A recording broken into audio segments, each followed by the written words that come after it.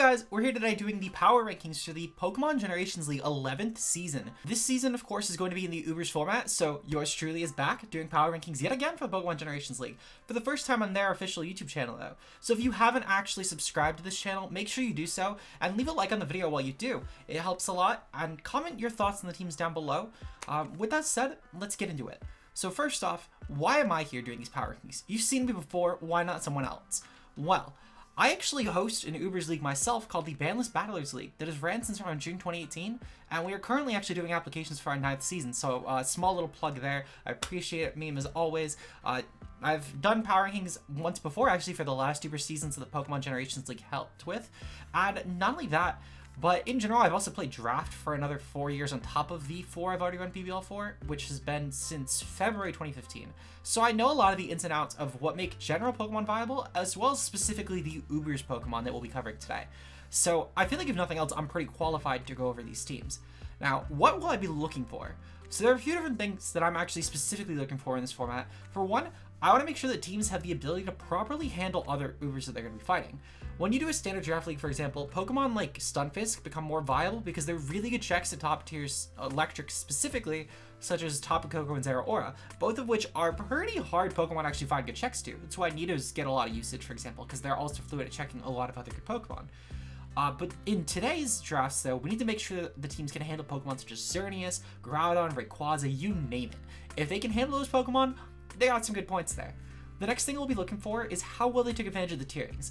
Now, in my opinion, the best way to do this was if a team found a way to balance their draft while drafting not only a really good Uber, but also a Mega Pokemon, specifically in the Ubers tier. We're talking about Pokemon like Mega Kangaskhan and Mega Salamence, which were probably the best Megas that could have went in general.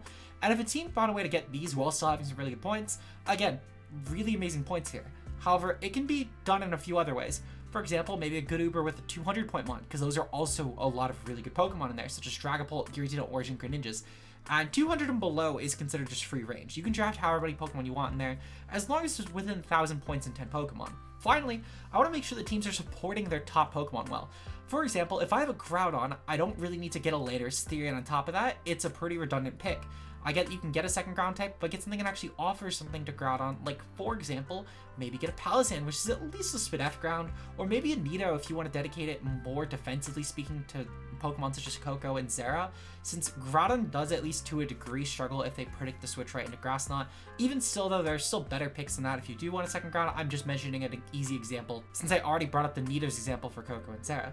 Other ways to do this obviously are just getting a good Cleric, maybe taking Hazard's pressures off your Uber, really whatever. As long as it supports their top Pokemon well, it's fine by me. Now, in terms of the teams themselves, I'm going to be going over the teams, and then I'm going to give the letter grading, so you'll see the grade on the slide afterwards. But for the first team, we're going to go in order of draft pick. So the first team we're going to be covering today is the booming BATNGATE BLACEPHALONS, coached by Maxi. This team consists of Xerneas, Urshifu Single, Rotom Heat, Alomomola, Copperajah, Poltegeist, Noivern, Sandaconda, Orbeetle, and Sharpedo Mega. So right off the bat, I do have to preface, this Xerneas is not a Geomates Xerneas. However, this was still, in my opinion, probably one of the best picks for a first pick overall, so good job with that one, Maxi. I know a lot of people disregard Xerneas considering the fact that it's not a Geomates Pokemon, but realistically, in a lot of draft settings, you could just run a Choice Specs in this, and I get that it does have player off now this generation, but Choice Specs is still probably the more optimal one anyway, and you could typically just storm past a lot of teams. The reason for Specs, by the way, is because a lot of steals end up skewing more towards the Fizdef end than the Spidef one. So typically running a Choice Specs on this, despite Focus Blast having 70% accuracy, is the better option in most people's eyes. One thing though, speaking of Steel types right off the bat, is this team actually has amazing Steel type killers. The Poison ones aren't as great, to be fair, but the Steel killers specifically are amazing. We have options like Sandaconda, Rotom Heat, and Urshifu Single, which cover a wide array of steals. Even in terms of upper steals, Urshifu and Rotom Heat are amazing ways around Solgaleo, for example, and Rotom Heat's actually one of the better options you could possibly get in the format to Magearna. So already, massive points to that one, especially since Magearna is considered one of Xerneas' worst matchups behind Mega Scizor. The other thing that I want to give this team a lot of props for is the fact that there's not really any standout clearing weakness here. Now, to be fair, there are things I can obviously point to that maybe the team would struggle a little bit with, as I did mention earlier with Poisons. Their second type is Orbeetle, their ground is Sandaconda, not the best around them, but Xerneas does get coverage for Poisons anyway, and Copperajah is still not a bad switch into a lot of them, so it's not really any glaring weakness, just there are things that can be improved upon. One thing I will say though is that the Hazard Mons are probably the weakest point of this draft in my opinion, considering they're Copperajah and Sandaconda. Not exactly what I'd look into in terms of rockers. To be fair, I'm well aware that Orbeetle gets webs, and that is great for this team actually to have a web setter. It helps with spec Xerneas a lot, as well as Bandit or Shifu. Takes a lot of pressure off those to run Scarf, which is actually very useful for them. However, still very weak rockers. And even then, Orbeetle's a pretty weak web setter when you could definitely get a lot of cheaper ones in the 20-point range that are probably going to do about as much in a given game as Orbeetle would, in my opinion, for this team. So in my opinion, I do think that's a bit of a flaw. Not only this, but I also think the team relies very heavily on Rotom Heat. And I don't just mean it helps the team a lot, I mean it dies by Rotom Heat. For one, this is really the team's best switch into flying types, which is not the greatest when you do have Urshifu single and you have to deal with matchups such as Tornadus Therian, which are pretty good switch into Urshifu. The other thing as well is this team also obviously, needs Rotom as a steel killer, since Urshifu might be more pressed into the role of killing psychic types, which doesn't really sound like it's going to be the biggest concern to Xerneas, it's just a mon that could just Moonblast them. But in general, if a psychic type was to go for like a Calm Mind sweep in a given game, maybe something like a View or a Uniclus that you really need to just Wicked Blow past, most likely Urshifu is going to be dedicated more so to that role than the steel killing aspect, which you can do both, but depending on the matchup, Rotom Heat might just need to be forced into that role, or even still, it's probably one of the team's best defog option. It's the team's probably best pivot outside of Urshifu, but if you're pivoting with Urshifu, you're not clicking Wicked Blow, and that is a downside right there. So I really do think this team actually dies by Rotom Heat, which is not the best thing in the world. The second that Rotom Heat loses its boots, it's actually significantly worse at actually doing any of the jobs it's for. That's why Rotom Heat costs like 4 more, well, not 4 more points because it's a tiers board. That's why Rotom Heat is as expensive as it is, and it's in the same tier as Rotom Wash of 140 instead of like a 100 point mon like it used to be, is because of boots. It's just a boots inflation. But Rotom Heat dies without boots to a lot of these Pokemon. Even without boots, it doesn't really check a lot of the stuff that it would typically be checking.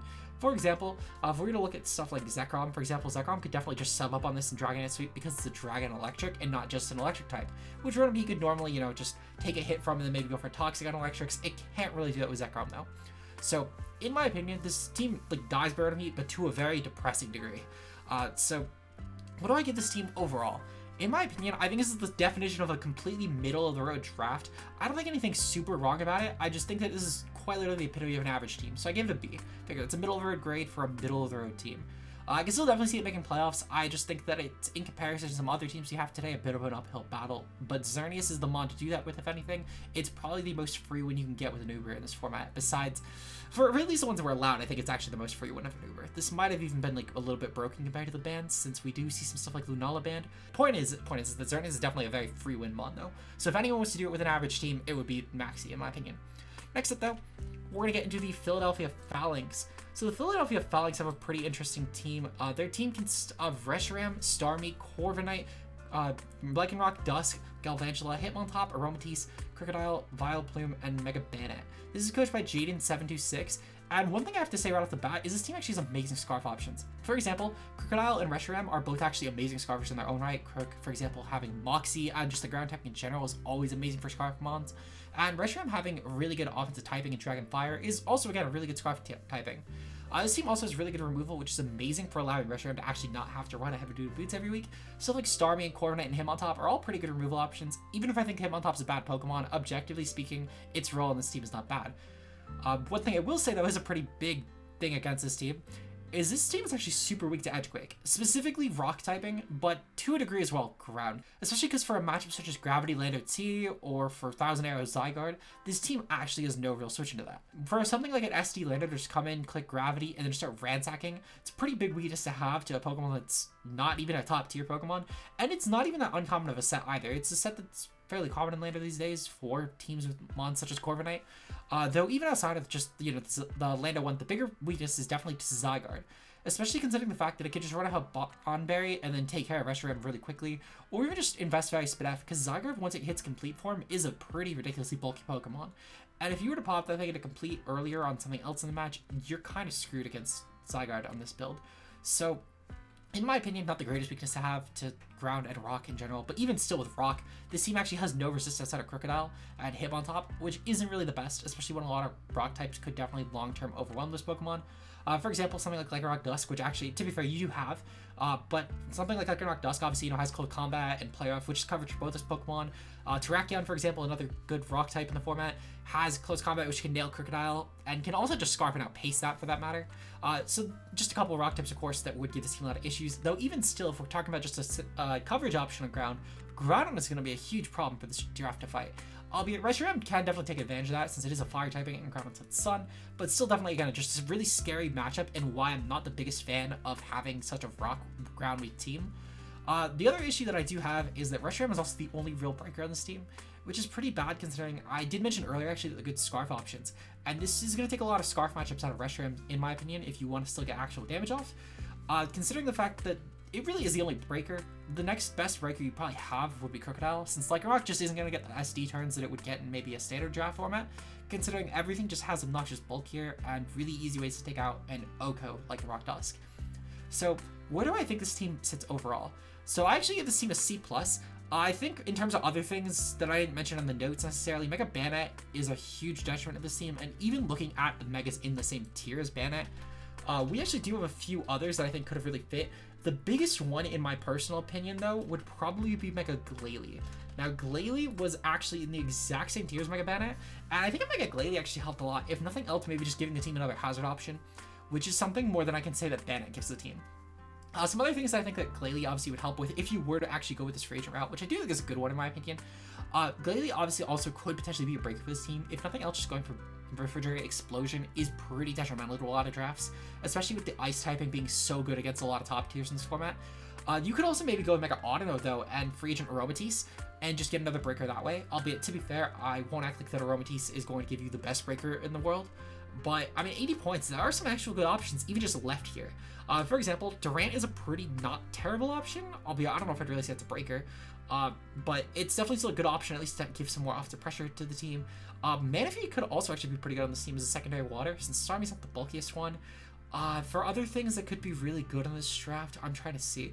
I mean, sure, Pito could be a good cleaner at least, but I don't know if you really need a cleaner. There's definitely some stuff. I think that most of the time, though, you're probably going to be looking to a second dragon for this team, though, because it's like Dragalge and Tyranitar, which are actually really good breakers. And I don't think this team would even mind having either of them as a second dragon, I'll be honest. Just maybe you need a little bit more tweaking to make that work. I do think there are free routes, though, if you wanted to make Mega Audino work and actually get a second breaker, that could really work for this draft. But point is, though, I think a Mega Glalie is a very free one. They could actually help a lot with the offense over Mega Banette. Some other things as well the team really struggles with is the speed outside of webs is pretty detrimental. The speed peaks at like 115, which isn't the greatest, albeit to be fair, there are some teams with definitely worse speed tiers by a good amount in this one, so it's not really a huge deal, just something to keep in mind when your Scarfers are both kind of limited into different roles. Especially with Reshiram mostly being a Spexmon here, you're really only left with the Croak as a viable Scarfer in most games. So just my personal thoughts though, team's not bad, I just think that there's better ones is all. With that said, let's move on to our next team. So moving on to the next draft, of course, we do have the Path of Braviary. So the Path of Braviary this season is going to be coached by none other than Nono. So Nono, of course, decided to draft a team around Zekrom, Primarina, Nidoqueen, Eldegoss, Frostlass, Alolan Persian, Miltank, Kadabra, Galar Zapdos, and Mega Scizor. So right off the bat, I actually do have a few things that I really do like about this draft a lot. For one, the pivots around Zekrom in general, and the general support for Zekrom for that matter, is actually really good. For example, you have Mega Scizor, which helps a lot with Zekrom's worst matchup, or at least one of its worst matchups, being Xerneas. The other bad matchup being, of course, Groudon, which, while the team doesn't have the best answers around, it has a lot of good soft checks. Alolan Persian with Fur Coat, for example, can at least, if nothing else, maybe go for a Foul Play or a Toxic, or even just a Taunt to stop a setup turn.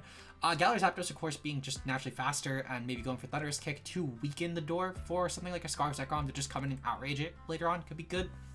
Primarina is really good around it, at least offensively speaking, but you don't really get a good switch in there. Frostlass, of course, again, good offensively, just not really a switch in there.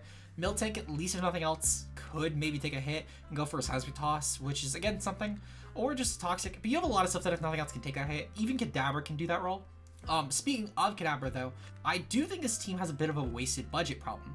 Stuff like Kadabra, while I do get that it could be used in the role of just a Sash counter set or a Sash D-Wave set, in my opinion, was a bit of a waste of points. This Pokemon costs you 40 points on this team, and I think even just as far as Pokemon that are, Psychic typing go, there were better options. This team didn't really need an offensive Psychic in my personal opinion. You don't really have a huge issue with fighting typing, and especially with something like Mega Scizor plus Galar Zapdos, I don't really think that weakness was there. And even for stuff like, maybe the Psychic type was wanted just as an offensive Psychic, and that's great and all. But if we were to look in the 40-point tier for other Psychic types you could have actually grabbed here, I think Beheeyem could have actually been a pretty interesting one. Beheeyem would have given you a Trick Room option to actually take advantage of Primarina in a lot more detrimental of a way than you currently do. And I think that could have actually been really cool because Primarina, offensively speaking, does a lot to a lot of these different upper tiers. For example, obviously you can deal with Groudon, which is a really big weakness for Zekrom. It's pretty good against any sort of upper tier dragon besides Reshiram, which is neutral to you. But it's still not terrible against Reshiram. You can take a lot of hits and probably 2 KO with the spec set. Not only this, but I also do think that Alolan Persian isn't really going to do the job of a dark type really well in this format. Something you really want to look for in terms of a dark type is something that can actually handle upper tier psychics and ghosts, namely stuff like Dawn Wings. To be fair, Lunala isn't allowed here, so it's not as big of a deal as it could have been, but even still, Dawn Wings is definitely going to be a monster. At the very least, if someone free agents for it, considering I don't actually think that Dawn Wings went to no, it did go to team. Okay, yeah. So then you definitely do want something for Dawn Wings as well as for Deoxys attack. Although Persian isn't going to come in here and take a hit or even just really get a chance to damage Deoxys attack, it's just not happening. At best, you're going to get a fake out off, and then what? You have to switch again because Deoxys attack is going to OHKO you with Ice Beam. So well, maybe not Ice Beam, but definitely with like superpower or just some sort of special coverage. The point being though is that Persian just doesn't do the job well enough in this format, in my opinion.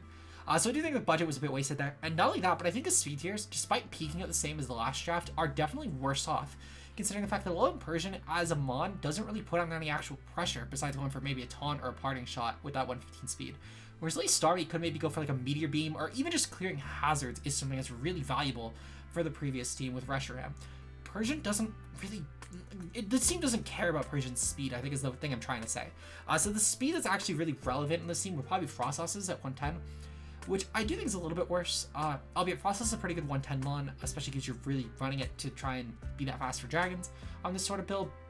Still not that great though, and I think that again, even if you were to maybe, you know, trade out Frostos and Persian, get some other budget spiker and go with the Sneasel, that could have been something I think that would have actually been really good here. And Sneasel, in terms of points, Sneasel was in the 60 point tier, so that's only 20 points more than Persian. Actually, Sneasel was cheaper by a good amount too. It was a 20 points cheaper difference. So they could have actually given you more points, which could have, you know, been used to maybe bring up Cadaver even. The point being is that I think there were things that could have been done a lot more optimally with this budget. No, you know my DMs. You could just see me if you want my, like, a full breakdown on free agent plans after this. But the point is, though, is I think that there were definitely options where your lower budget was wasted, in my personal opinion. Now, where do I give this team overall? I actually still give this team a B+, and I think that it's mostly just because of the fact that even with the wasted budget, in at least Alolan Persian and Kadabra, in my opinion, though to be fair, I do think that at the same time the best sub would probably have been Frostos as well, though you could have 100% still made something like a Drapion work and kept Frostos, which I actually do think is a good pick here for what it's worth, but just wanted to give other options in case maybe you weren't necessarily a fan of Drapion, because I know not everyone is. But I think in general, though, that there were definitely options to make this work a lot better. Though at the same time, I do still see where the support is coming from for Zekrom, and I think that Zekrom will still snowball out of teams for what it's worth. So it's not a bad team, I just think there were ways to do it better. Next up, we have the Arkansas ARCANINEs, which consists of Ho-Oh, Excadrill, Among Us, Milotic, Latios, Jolteon, Machamp, Floette. We have also Perugly and Megatitar. So one thing I do want to say is Megatitar in this Ubers format is actually a really good dark in my opinion. Especially when you don't even have to worry about Lunala. The best Pokemon you really have to worry about is Deoxys attack and then Dawn Wings as far as offensive psychics go. And Deoxys attack, to be fair, will maul most darks. It has 150 attack and superpower. T-Star's just not living that. And to be fair, most darks aren't either unless your name is like Drapion or something. But overall, though, this is still a pretty good check for Dawn Wings, actually, since Dawn Wings is the best way around this is Brick Break, which means you're forced either a Dragonite set or a physical set, or mix in general. The point being, though, is you're definitely forcing Dawn Wings to not necessarily be always taking advantage of its 157 special attack, which is a net positive here. Not only that, but using it as a soft answer for Sand, when this team doesn't necessarily need Sand Drill, it's just a nice luxury, is actually really good for this. And this opens up to my second point technically, but my first point is I think that this opens up a lot of win con options. Since Drill can be a pretty good win con against a lot of matchups such as Zekrom, where Ho-Oh might struggle, as well as Ho-Oh just being a really good win con in general if you're not necessarily locking into boots. Other things that are really good here to win are stuff like Latios, for example, is actually an amazing win con, and can scarf past a lot of different dragons. T-Tar even could be a really good win con here, so I do actually like this a lot. One thing I will say is that the Sand Core is the only hazards here, which at the same time does take out some of that win con potential I was just mentioning, since you're really kind of, if you ever do need rocks, locked into forcing rocks on one of those two.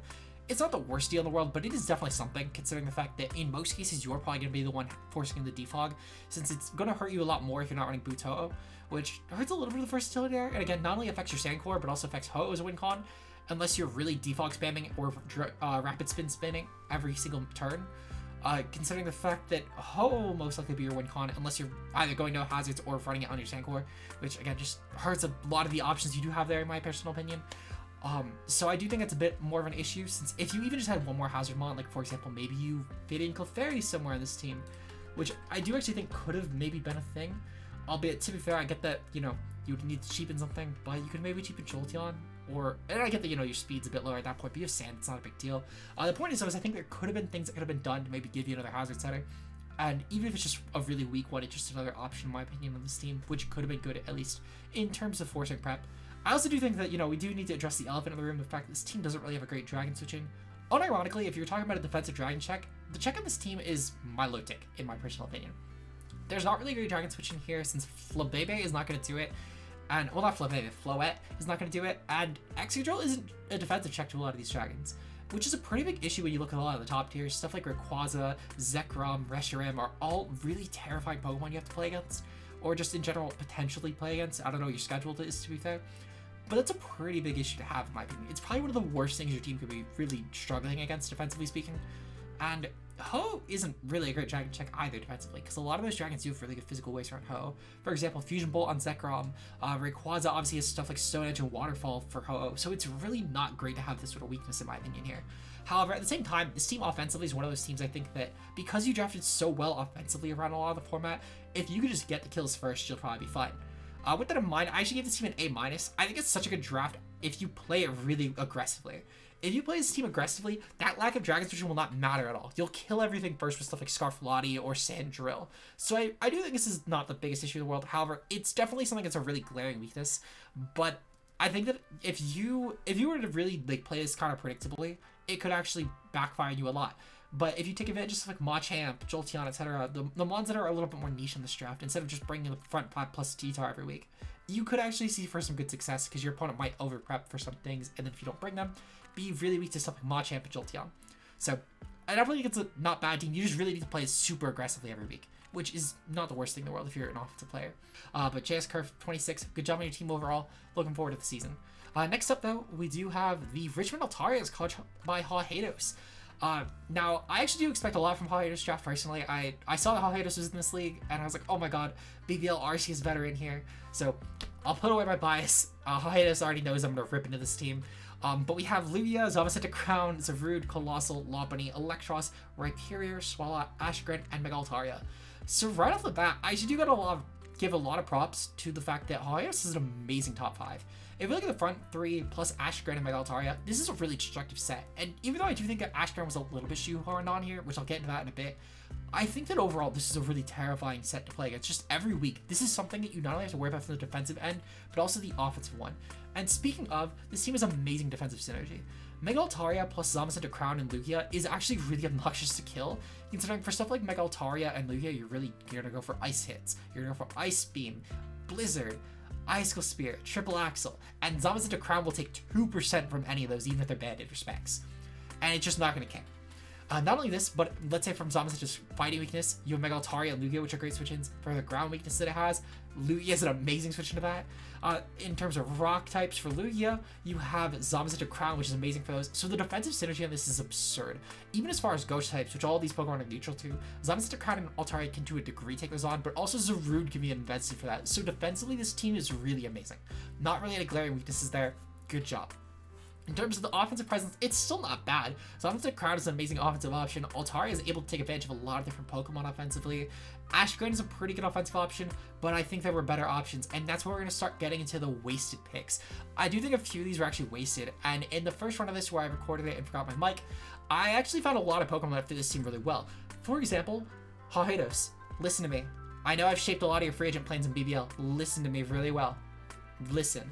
Drop Ashgren for Dragapult. Drop it for Dragapult. Then look into dropping Rhyperior, because I actually think that Cole is a better pick here for you. And get some other ground type, literally something like a Mudsdale. And then drop Lopunny. Literally just drop it for Dunsparce. I shit you not, Hahados. It's a good mon. It's a good mon. It gives you another rocker too, which is actually really good to take pressure off Cole, since that's your only other rocker on the team. And I know that Ashgren's a spiker here, but let's face it, Cole's probably the one running more spikes in this team, if anything. But if you were to drop it for Dunsparce, Lopunny for Dunsparce, I should say, because you don't even need the speed that it offers. Klutz is not going to do you anything, I promise you. Still lets you draft some more niche mons, and I think that team actually would be going from whatever I gave it to an S tier team, in my opinion. Spoilers, I didn't actually give any team an S tier. I really thought I was going to this, and I built the whole like tiering around an S tier. But in my opinion, nothing actually reached it. I do think, though, if you were to get Dragapult over Ashgren, you get the same amount of points there. You go for Rhyperior to, let's say, like a Mudsdale, since I do believe that Mudsdale actually did go undrafted, and I would have to double check that. Yeah, Mudsdale did go undrafted completely, so again, just drop Rhyperior for Mudsdale. Again, same cost there, so you don't even need to change any budget doing this. I promise you, Hyados, go for it, and this finals is free for you. I promise you, Hyados, I promise. With that said, though, where do I actually rank this team? So, I have a team with B+. I don't think it's bad if you leave it like this, Hyados, and I know you said you want to try some other stuff. Abandon whatever you're trying. Abandon it. I promise. Go for this, Hyados. You will finally win the Ubers League. I promise. As a BBL coach, Hyados, you know, BBL coach to BBL commissioner here, I'm really rooting for you here in the Uber setting. I just think that, again, your team could have been better. Your team could have been better, and those mons right there would have easily brought up the S rank in my personal opinion. Alright, with that said, though, let's move on to the next coach, being, of course, the St. Louis Battleholichas. So this is a team I actually really liked a lot looking at the board. In terms of their draft consists of Solgaleo, Rillaboom, Mienshao, Diggersby, Alolan Muck, Talonflame, Lantern, Volbeat, Regidrago, and Mega Diancie. So right at the bat, I actually really love the team's speed, considering the fact that Talonflame is the 126 here, and while I did mention with the low Impersion, you know, the utility aspect is a little less good here. At the same time, I actually think this team benefits a lot from that. I do think that, to be fair though, I have to mention that the speed benefits less of Solgaleo in this. I think it actually benefits a lot more to like Mega Diancie and Rillaboom respectively. For Pokemon that might take advantage of the grassy terrain that Rillaboom provides, Talonflame is a pretty good check to a lot of those. And you could also get off a pretty good Will-O-Wisp if nothing else as a last ditch, which at the very least will pressure physical Ubers more so than Persian was going to earlier for the previous team. Not only this, but it's a pretty good steel killer, which is great for both Solgaleo and Mega Diancie. While they both do have options around steals, it's good to take the pressure off of them. Speaking of steel killers, Diggersby as well really provides a lot to this team offensively, which is, again, really good, taking advantage of those somewhat less desirable picks. I'm not going to say they're niche picks, because to be fair, they aren't, but less desirable picks are at least harder to justify. This team does a good job at least, you know, making them work really well here. One thing I do want to give this team praise for as well, though, is they have amazing defensive synergy. Stuff like Rillaboom providing grassy terrain, which is really good for Solgaleo, as well as the Talonflame I did mention earlier. Alolan Muck is an amazing Dominix check for Solgaleo as well, which is one of the less desirable matchups that it has. I think this team did a really good job drafting defensively around Solgaleo, as well as offensively around Solgaleo. Now, one thing I will say is this team was terrible removal.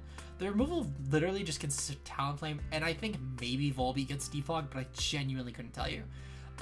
In terms of the removal, though, Talonflame's the only actual defogger here. Even if Volbeat gets it, it doesn't count. This is not a viable removal option. Don't act like it is. It's just not. But I think the reason that this hurts so much is because of the fact that this is also a really weak hazard team. The only hazard options in this team are Spikes, Diggersby, and Rocks Diancie. And I think that this is, to be fair, drafted around assuming that Solgaleo gets Rocks. So I'm hoping that the coach, you know, realized that it doesn't. To be fair, if they didn't realize that, then it gets no Rocks. If they do it know now, though, then hopefully you free agent Volbeat for Rockers. Because I do think that's where the issue is. At least, even just like a Sand Slash could be pretty cool on this team, actually, in my opinion. Regardless, though, the team still has a lot going for it, in my opinion. So I actually give it a B+. I think realistically, this team has enough going for it, specifically matchup-wise. Stuff like, you know, Rillaboom being a really good ground and check for Solgaleo. You have stuff like Lantern, which is a pretty not bad check in general. Does stuff like Reshiram, at least being able to, you know, go for a switch in of some sorts, and then maybe Volt switch out into something that can offensively handle it, like Diancie or even Scarfetch Drago. So I think that in that regard, the team does some good jobs here, at least in specific matchups, even if it's a really loose matchup thing, like as I mentioned the Lantern into Reshiram example earlier. So I think that's really going for it, in my opinion, and I think the team could still definitely put in a lot of work against a lot of the format. So we'll have to see what happens here. I think there's room for an improvement, but it's things that aren't necessarily going to be game-breaking, in my opinion. I just think it's a lot of those not game-breaking things that lower it to a B+, in my opinion. With that said, though, good job cramming the team, and let's move on to the DOUBLADE Rovers. So the DOUBLADE Rovers this season are going to be coached by none other than Pop. And this team consists of Zyga Complete, Tapu Fini, Mandibuzz, Kecleon, Rotom Frost, Shaman, Whirlipede, Gigalith, Chandelure, and Mega Metagross. Now on paper, I do have to address that even the Pokemon that I feel like are a bit more, you know, whack picks here, stuff like Kecleon and Gigalith, you don't typically see on teams. Kecleon just in general and Gigalith on teams that aren't sand teams, they fit this team really well, actually. For example, Gigalith's actually a really amazing spec switch into a lot of stuff. For one, it can actually switch in kind of well in Xerneas even, and just go for a Heavy Slam or a Toxic, which is really good for it in my opinion. Though to be fair, this team has other responses that are better for Xerneas. It's just a nice, like, you know, secondary or tertiary check. Mega Metagross obviously, you know, helping for the Xerneas matchup a lot with Zygarde Complete, which it's by far Zygarde's worst matchup, so I love that aspect a lot. Not only this, but Zygarde Complete plus Finny is a pretty good defensive core, since Zygarde doesn't really actually run a Dragon move on Complete form, at least in most cases, and Finny is a really good option to, you know, weaken the Dragon hits for it. As well as Zygarde's a pretty good option in general, just to at least, you know, force grasses in prep, which while Finny's weak to them, it can still definitely go for stuff like Ice Beam, or you can even just use Chandelure at that point to take advantage of them, as well as stuff like Rotom Frost, and even Manabuzz to a degree. So overall, I do like the fact that this team can definitely force in other Pokemon that there's a lot of counterplay for. As I mentioned with the Xerneas and the Grass type thing, there's really good counterplay to both those Pokemon, despite Zygarde Complete maybe struggling a bit more with them. Even in terms of Ice types, you know, Finny and Mega Metagross right there, as well as Chandelure and Gigalith in the back. So a lot of different options to help with the defensive synergy here. The top tiers also, I think, are very diverse in potential. Obviously, Finny can run up some really good choice sets or Calm Mind sets. It doesn't have to just be defensive. Zygarde can be obviously a good Bandimon if it needs to, or even just, you know, really defensive piece or offensive piece with setup. Has setup for both and can make both work really well. Chandelure, it's at least diverse in the choice options it can run, though you could maybe do Trick Room depending on the matchup. It's probably not going to work as well at Ubers though, for what it's worth. But overall though, I do gotta give this team a massive knock with the speed tier.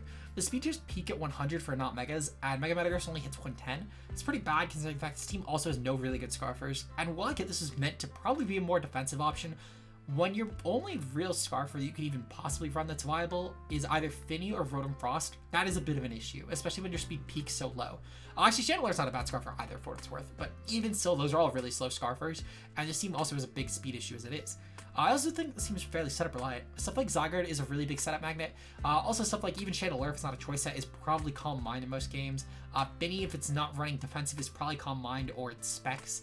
Stuff like that, I think it definitely hurts the team a lot. And most games I can see win conning off of either Rock Polish, Mega Metagross, or some sort of setup Zygarde. So I think it's a bit of an issue, but it's not game breaking. Overall, though, I think this team actually does a lot well, though, so I actually gave it a flat A. This is one of the better teams, in my opinion, and despite the issues, I tried to, you know, list issues on every team, so I could at least be fair. That's why you've seen 2 weaknesses and 2 positives on every team, despite going into more on either end of the spectrum. I wanted to at least make sure I covered them on both sides, to be as fair as possible to every coach, but I think a Pops team overall is probably one of the best in the league. So even with the issues, I still feel confident this at least is a semifinals team, in my personal opinion. But I would genuinely not be surprised if you told me that this team, you know, in a few weeks ended up winning the division. Would genuinely not surprise me. This is a really good team. With that said, though, let's move on to the next team. So moving on to the next team, we have, of course, the Undella Meloettas. So there's no logo here, so I just used the default Draft NL Pokeball logo.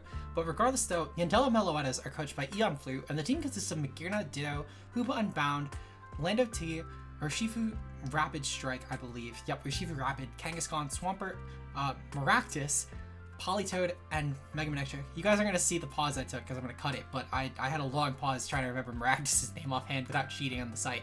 But right off the bat, I do want to say this momentum note on the bottom, the bad momentum note, is actually meant to say bad speed tiers. And I'll get into that in a bit. I just wanted to address it because I didn't feel like remaking this slide. I spent about 3 hours making all the slides. I'm not going to remake it when I had to remake the whole thing. So just putting it out there. But already though, one thing I will say is the team actually has some really good momentum users. Stuff like Magearna, Lando T, or Shifu are all amazing pivots, albeit you don't want to really rely on them to only pivot in a game, but the pivots are there, and they can really function around any one of those Pokemon winning a game for this team, in my opinion, so it's already a huge positive. Not only that, but I do think that this team also has some really good breakers, albeit, to be fair, a lot of these are breakers when they're not clicking U-turn, but they're still really good breakers nonetheless. Stuff like Lando T and Urshifu Rapid can definitely break pretty well, again, when they're not clicking U-turn, but Hoopa Unbound is also still a really good breaker for this team nonetheless. I do think this team is a bit of a grass type issue, especially when you do have soft terrain. That's a pretty big thing to be struggling against. This team had a really good offensive bug type or really good offensive flying that had an actual stab to click other than Fly, Lando T. Could have been a lot better, but right now, basically, if I'm trying to handle a grass type, I'm either going to go for Fly, Lando T or for Ice Beam Magearna, or just hope that Hoopa Unbound can OHKO it. Which, to be fair, Hoopa Unbound can OHKO a lot of things, but it's not really something I want to be forcing as my grass check. One thing I will say as well is this team in general, I'm not really sure why Mega Manectric here, I'll be completely honest. But even with Mega Manectric though, the speed tiers suck. Because as I mentioned earlier, we do obviously have the case where the Mega can't really run a Scarf here. So the next fastest Pokemon on the team is Urshifu Rapid, which is really bad for the speed tiers. That's why I said the bottoms are meant to be bad speed tiers, because the fact that you're locking in as the fastest potential Scarfer Urshifu Rapid, and it is a good Scarfer to be fair. The fastest 2 Pokemon as Scarfers, being Lando and Urshifu, is pretty bad, and those are also 2 of the team's best offensive pieces when they're not Scarfed. So that's not really that great. Albeit, to be fair, Ditto is still really an option for Scarfing. It helps this team a lot with the speed issue, but it does not fix the core thing. In my personal opinion, this team ended up getting a C-. This is probably one of the weakest drafts in the whole thing. I think this could have benefited a lot with actual speed tiers. Maybe something over Maractus and Politoed could have helped a lot. For example, if they could maybe find a way to have gotten like a Noivern on this team, that could have actually helped the team a lot with just getting a good momentum piece, Grass Resist, something that can also damage grasses with Hurricane. Which, especially if you were to maybe drop like Maractus, well, no, you couldn't have actually done Maractus plus the Mega Manectric. But I think there were definitely still ways to make that work. Like even if you just drop Maractus, Maractus, Politoed, and Mega Manectric for like a Mega Abomasnow and Fillers, could have also actually helped a lot with the grass issue here. So not the best team in my opinion, but Giratina is still such a brain dead Pokemon though, this team could still pull it off. I just don't really have the most faith in comparison to other drafts. So, sorry to Eon Fleet, but just how I personally view the team in my opinion. So next up we have the Spear Pillar Shuckles, coached by Sid the Shuckle, and this team consists of Genesect, Garchomp, Rotom Wash, BLACEPHALON, Whimsicott, Skuntank, Licky, Golbat, Metang, and Mega Galite. So right off the bat, this actually is an amazing offensive start. For example, Genesect is an amazing Fairy Killer for stuff like Mega Galite and Garchomp. Garchomp's an amazing Ho-Oh counter for stuff like Genesect, of course. So the offensive synergy is actually amazing with this team. This team has a lot of good Scarf options, stuff like BLACEPHALON, Rotom Wash, Garchomp, even though the big one obviously being Genesect. But Genesect not having to always be that really top tier Scarfer is amazing, because shifting gear sets are also really good on it. Same as just spec sets are also again really amazing in this Pokemon. So having good Scarfers to help fall back on, so Genesect doesn't always have to do it, is really useful in my opinion for this team. And really any of those top 4 can do it pretty well. The speed tiers even outside of Scarfers are pretty good. Whimsicott being the peak speed isn't as terrible, because at the very least Whimsicott's a Pokemon that can at least kind of threaten other dragons. Albeit 116 is still kind of slow, but it's not as big of a deal I think in this team, considering how many good Scarfers there are, and also the fact that Whimsicott's typing, at least from anything else, is pretty threatening to its degree against other Ubers. This team also has some pretty good momentum options. Genesect and Rotom Wash are amazing pivots, and also even Golbat can kind of pivot if I remember correctly, it gets U-turn. Albeit it's kind of hard to justify the moveset on for what it's worth, but Whimsicott is also a pretty good pivot with stuff like, you know, U-turn on it is pretty standard. One thing I will say though is this team is actually fairly weak to knockoff. 2 Violate Mons, especially, obviously for Metang doesn't really count, it's probably never coming to a game, but more so Golbat is pretty bad, especially when also a lot of these Pokemon do rely on choice items. Stuff like, you know, Garchomp is a Scarfer, or BLACEPHALON is a Scarfer. Rotom Wash probably will really live or die by leftovers. Genesect on whatever item it is, whether it's, let's say, like a Life Orb or a choice item. A lot of these Pokemon do really live or die by items. And to be fair, I acknowledge that a lot of teams obviously don't really appreciate items, but this team more than most really just hates the move knockoff. Like, it really will make or break the game if your opponent has a good knockoff one or not, in my personal opinion. The other thing as well, I think is a pretty big issue, is the few hazard options. When your team goes from hazard options from Garchomp, which is pretty good, to skip a few Pokemon, and then Metang, it's not really that good. Forcing Garchomp into being the rocker in most games, unless you're really shoehorning Metang on the 6 slot and going into a game 5v6, is not the best look, especially when Garchomp was such a good Scarfer, or just a generally good offensive piece here. So having to really limit it to being your team's rocker if you do need rocks in the matchup, which is really good when you're such a momentum heavy team, I think is a pretty big detriment in my personal opinion, because a lot of teams aren't just going to respect the rocks, and they're just going to not run boots because they're not going to really respect the rockers.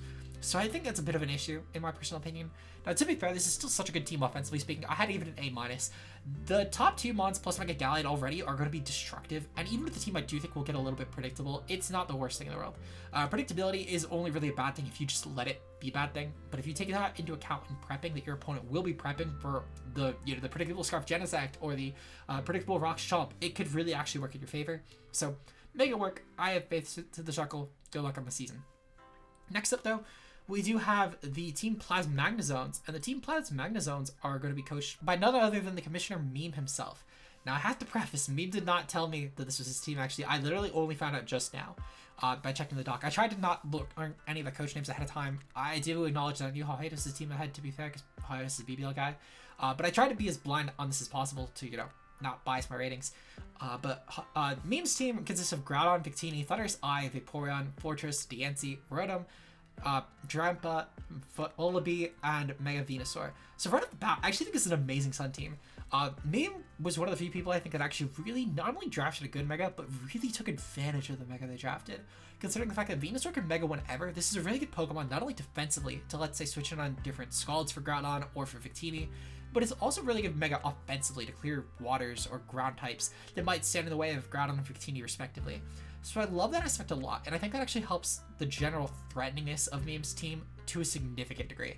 Not only this, but I think that for the most part, this is a pretty well-drafted team. There's not really any glaring weaknesses, and it helps itself a lot both offensively and defensively speaking. Now, I think that the natural speed on the team is a bit of a detriment because the speed peaks at Thunderous Eye, which isn't the greatest, though there are definitely ways around this. For example, Pre-Mega Venusaur still has Chlorophyll, which is really amazing for it. Thunderous Eye, of course, having Prankster T-Wave is at least a good form of speed control. And there's a couple different setup options for speed, such as, for example, Rock Polish Groudon or Flame Charge Victini. So it's not really going to kill the team. In fact, they even have a couple good Trick Room options with stuff like, to an extent, Victini, but more so Diancie, which could actually also benefit on the slow end. So I don't think it's the biggest deal in the world, but it definitely is something to note here. The other thing as well is I think that Rotom's a bit redundant. Now, I will say, to be fair, I think this was probably intended to be something like a Mismagius, but I think that realistically, if you were to just draft like whatever the fastest Pokemon in Rotom's tier is, I think it would at least offer something, if nothing else, just to prep for speed-wise, because I get that Rotom Spook is meant to be a Ghost type, and that's great and all. But I do think that you probably could have just literally at this point just grabbed whatever the fastest Pokemon around was and at least left there something to actually prep for speed tier wise. Just don't hit Ambipom. Ambipomp's a terrible Pokemon. It fits well here, to be fair, but just don't get Ambipom. It's a bad Pokemon. Anyway, in terms of the team rating though, I give this team an A. I think this is again one of the better drafts. I think that realistically, if it wasn't obvious by the fact that I talked to the Sun, this team is such a good team in my opinion. It's probably, in my opinion, the best A-ranked draft, but I think there's a couple others that in general are at least near the threatened level of this, though this is my at least personal favorite team, if nothing else. I just think that realistically, if this Rotom was anything less redundant, or at least something faster if it was going to be redundant, this probably would have in my eyes been like an A+ or S-ranked team. It's really just that Rotom pick. I feel like it's really pointless here. But regardless, so let's move on to the next draft, being none other than the San Diego Shiny Shrews. This team consists of Palkia, Ferrothorn, Togekiss, Smeargle, Donphan, Salazzle, Electric, Metagross, and Minior, and Lopunny. This team is coached by Shaco Shaft, and one thing off the bat that I will say is this team has some pretty good speed tiers, which I think we've noticed a lot through other teams has been a bit of an issue. Most teams have been peaking around like that 110 mark, and having Lopunny as well as Salazzle both outpacing is pretty valuable actually in my eyes. Not only this, but this team has Smeargle, which is an amazing hazard option for this team. It gets some really good webs for Palkia to maybe enable less Scarf sets and more sort of Specs or Life Orb or Leftover sets, which is pretty good because Palkia's a fairly versatile Uber.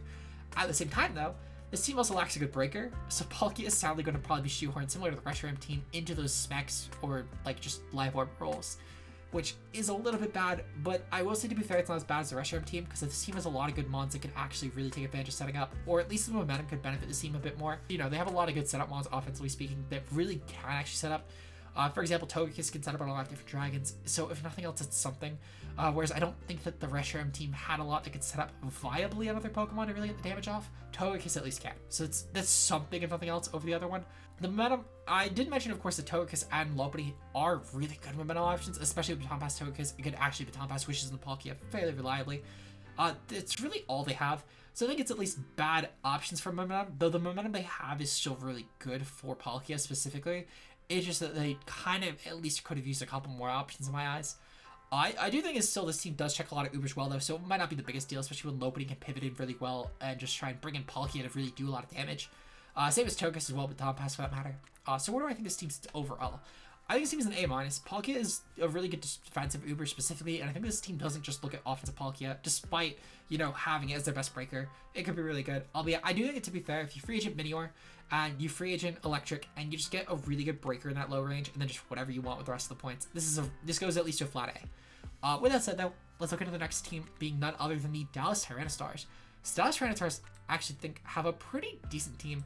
However, I do think they have one thing missing, and I'm going to get into that in a little bit. This team consists of Heatran, Mamoswine, Tapu Koko, Blastoise, Galar-Lendern, Serperior, Garbodor, Hariyama, Uxie, and Mega Salamence. So at the bat, the Galar-Lendern is a pretty terrible Pokemon. Just anything else in that range, I beg you. I beg you, I beg you, I beg you. It does not have guts. If you thought it had guts, it does not have guts. It does not have guts. I'm saving you right now. It does not have guts.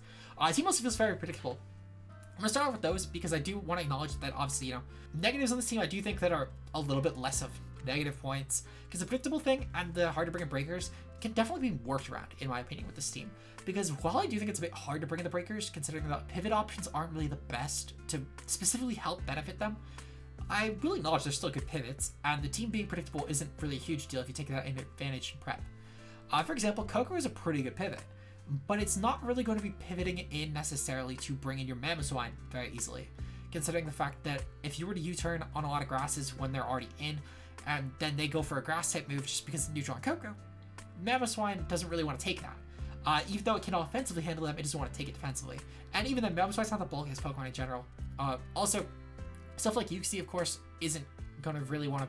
It can pivot on those fighting types and then, you know, bring in something else. But it's a little bit hard to really bring in something like Mamoswine or an offensive Heat Train here. Mega Salamence is a pretty good option to be fair to be pivoted in. A lot of the team actually could do that pretty well.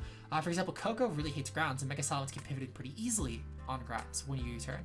So I think if that at least can be brought in easily, but it's kind of hard to bring in anything else. Despite, you know, having some really good offensive options here. I think that, to be fair, the only other thing that I would say is really easy to bring in would be specifically with Blastoise bringing in Heatran. That could be pretty good to bring in on grasses. I think that Coco is a little bit less of a time doing that, just considering the fact that I feel like with Coco's case, you're more so bringing in Ments on most Pokemon, though I will acknowledge that Heatran can be brought in at least in the grasses for Coco, just not like the grounds necessarily. So I think the pivots are good, they're just not good at bringing in the breakers, if that makes sense. In general, though, this team does have a really amazing offensive presence, which will help a lot with the predictability. I think in most games, it's probably going to be those front four Mega Salamence and then one of the superior through Uxie. That's fine. I don't think it's really the biggest deal in the world. To be fair, Blastoise could definitely be ditched as well in most games and make it one of those, like 2 of those 5. But I think anything else, a lot of the sets I think will be really noteworthy on prep. Like, for example, Ments, I think most games will be DD or just 3 attacks Roost. Coco is probably just going to be the leftovers Roost 3 attacks. Heatran will probably be the rocket here, I think, in most games, because Mamoswine's probably going to want to be more of a life mode Pokemon. I think as well, though, speaking of the Mega Salamence, though, the Mega Choice is amazing. Mega Salamence, I think, was one of those like really low drawback Pokemon. Mega Salamence and Kang specifically, there's really nothing that actually punished that in my opinion, though I do really wish this team got another Uber, which I will acknowledge the budget's a bit tight for that, but I think there were ways that could have maybe done that while, you know, lowering the quality of a couple Pokemon. Maybe, you know, dropping Heatran just to a cheaper steel and then getting something in that like 220 range could have been really terrifying in my opinion. But regardless, there's a lot of options you could have done there, I think, in my opinion, just none that I think are like a ton better, or at least none that I think are clear enough better to where I think you have to do it. But I would definitely say that I would look into maybe getting Darkrai on this team. Tried to make that work in a couple drafts. I think it can work. I just think that, you know, it's a bit of what you specifically want to do with the team. But if you're maybe drop Heatran, Galilanoon, and then Mamoswine, get a bit of a cheaper ground, and then a bit of a cheaper steel, and then get Darkrai, I think it could work really well here. Overall, though, it's definitely not a bad team by any means. That's why I actually give it a flat A. I think this team, in terms of A-rank teams, only really comes behind Meme's team, in my opinion. And I think that Beam's team just has like 9 really good Pokemon. And even then, Rotom has a purpose here, albeit it's really weak, but it has a purpose as at least an offensive ghost. This team having Galilanoon, which is a flat-out useless Pokemon, I think hurts it a lot. Though at the same time, I will acknowledge that I think if they found a way to maybe get something like a Darkrai or even a base Deoxys to the team, this could have easily been an S-rank team. With that said, though, next up, though, we do have the Colorado Gigaliths, which consists of Clefable, Greninja, Arcanine, Shuckle, Golurk, Rotom-Bow, Braviary, Muck, Dialga, and Medicham. So they have a really good hazard support presence for wide specific Golurk, Shuckle, Dialga, etc. Even Greninja too and Clefable. The offensive presence is also amazing with Dialga and Medicham being amazing offensive mons. However, at the same time, though, the offensive speed here is going from Greninja to Mega Medicham is a bit detrimental. Greninja's a pretty good Scarf in this format.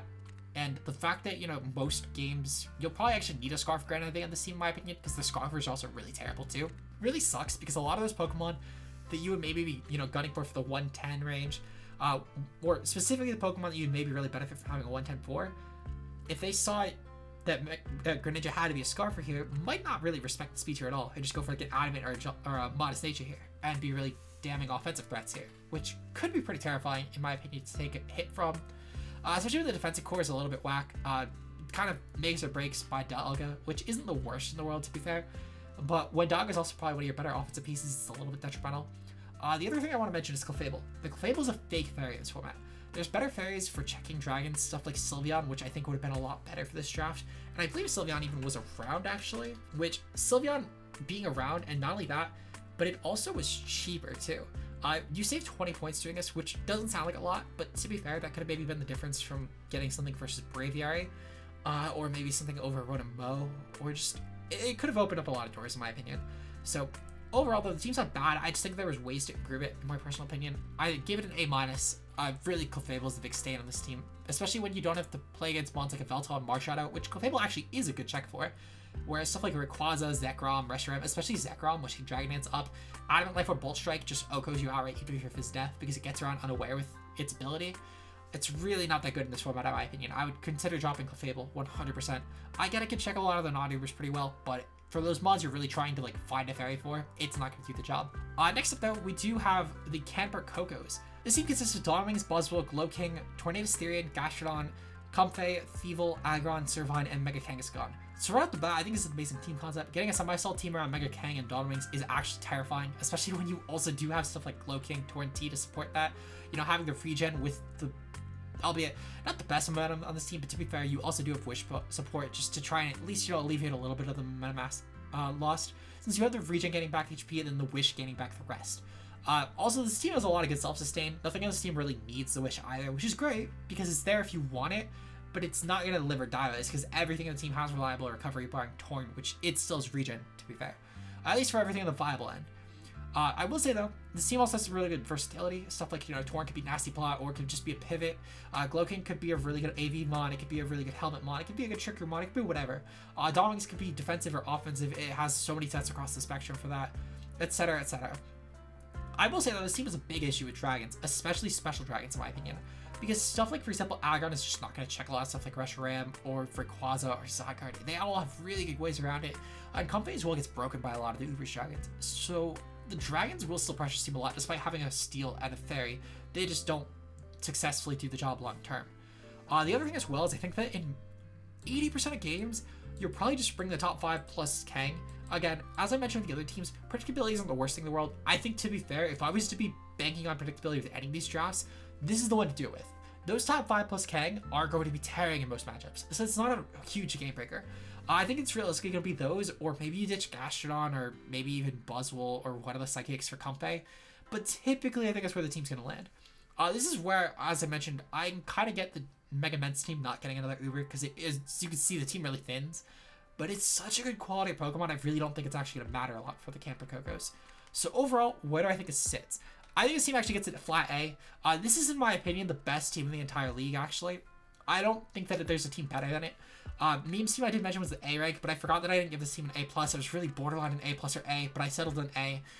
This is the best team in the league, though, in my opinion. I think that Meme's team is a very close second, though.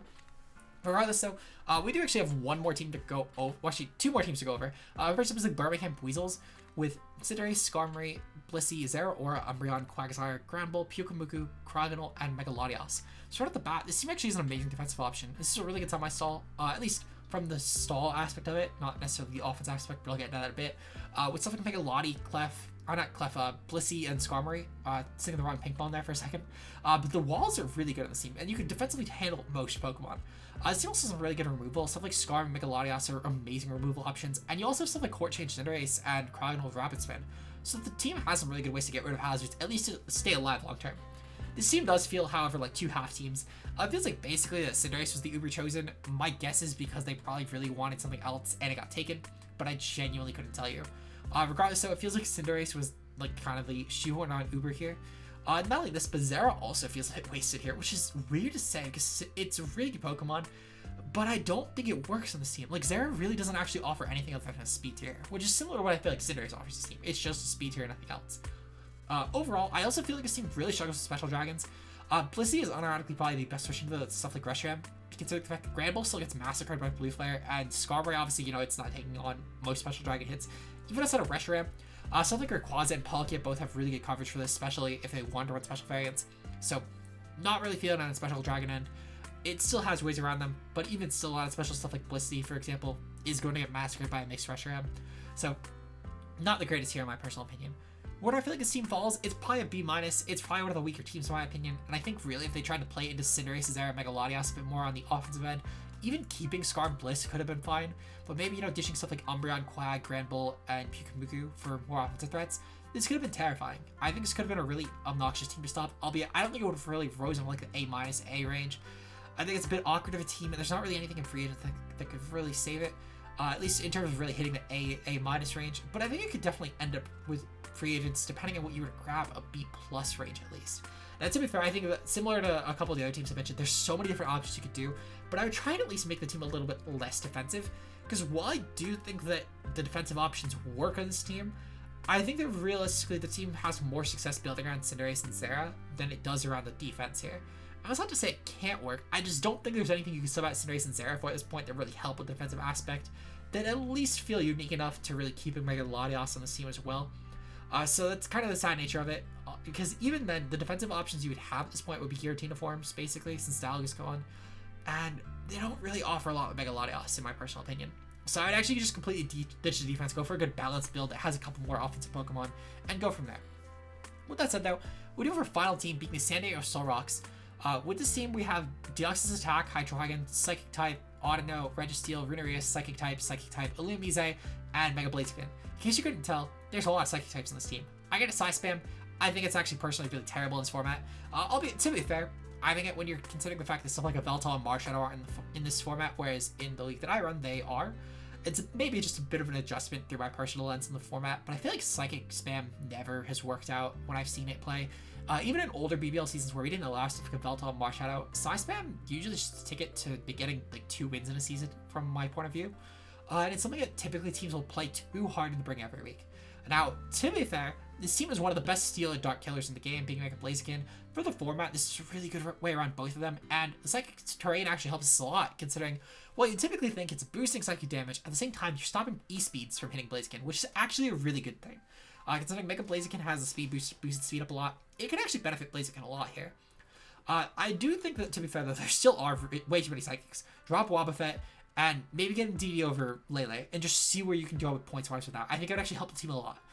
Not only this, but I think that this team as well, offensively speaking, is impossible to switch around, and the hazards help a lot with this.